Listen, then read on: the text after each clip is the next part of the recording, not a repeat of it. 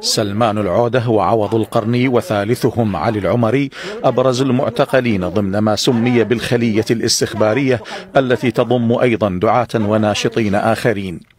وبحسب منظمة القسط لحقوق الإنسان وحساب معتقل الرأي، فإن النيابة العامة في السعودية طالبت بقتلهم تعزيرا بعد أن وجهت لكل واحد منهم أكثر من 30 تهمة.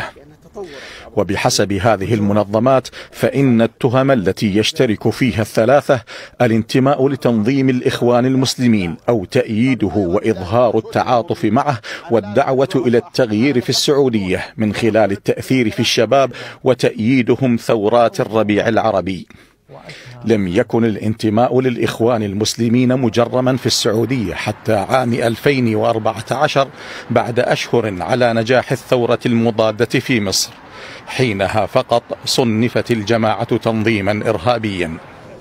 ومع مجيء محمد بن سلمان وليا للعهد عام 2017 برؤيته التي عصفت بالمجتمع السعودي سياسيا واجتماعيا وثقافيا، كانت جماعة الإخوان والمتعاطفين معها في عين العاصفة، حيث هدد بن سلمان بالقضاء عليها، بل واتهمها باغتيال عمه الملك فيصل بن عبد العزيز.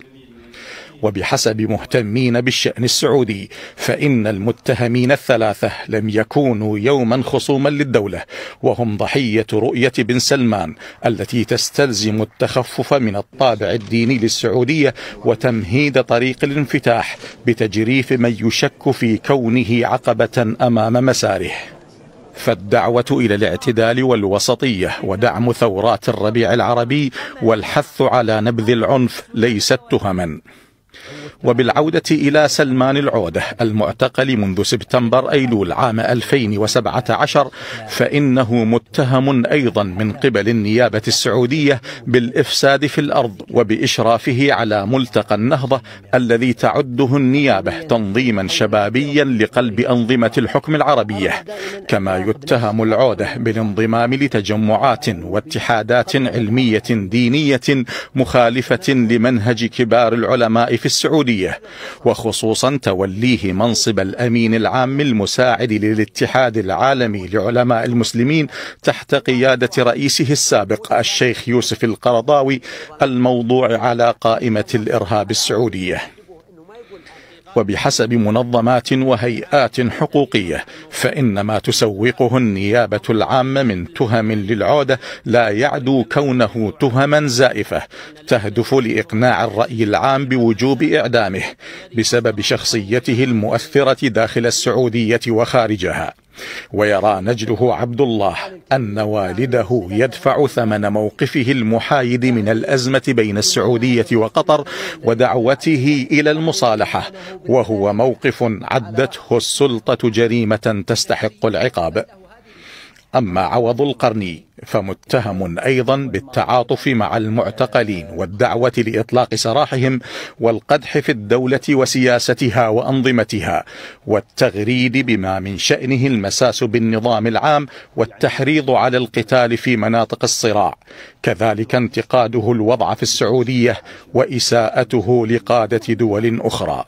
وترى المنظمات الحقوقية أن تعاطف القرني مع المعتقلين والدعوة إلى إنصافهم ليس جريمة، وأن انتقاده الدولة وسياستها يصب في مصلحتها، فهو شخصية أكاديمية مستقلة تسعى لخدمة البلد، وأن كشفه السياسات المشبوهة لبعض الدول وقادتها لا يعد عدوانا على الدول الصديقة.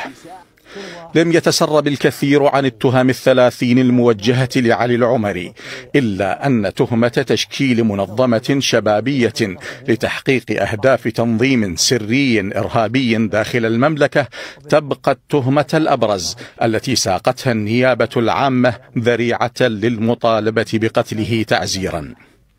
ولا يعرف عن العمري إلا أنه داعية إسلامي يتخذ الوسطية منهجا في دعوته، ترأس جامعة مكة المكرمة المفتوحة، وكان يدير قناة فور شباب قبل أن تغلقها السلطات السعودية بعد اعتقاله في سبتمبر أيلول 2017.